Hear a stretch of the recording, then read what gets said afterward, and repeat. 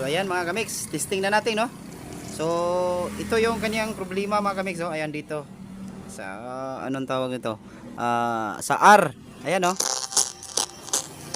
Ayan, pakinggan nyo yung tugtog mga kamix. Yan yung ang kanyang problema sa Megavision na to, no. So dito sa binaypass natin, so ito yung ginawa natin na wire na yan. Yan. So dito natin ilipat sa taas. Yan. Diyan tayo nag-bypass mga kamix. So ayan, malinaw na yung kanyang tugtog. Oh. So lipat natin sa may problema. Yan. Yan, oh. So dito sa taas, yung binaypass natin. Ayan. So yan lang mga kamix, oh.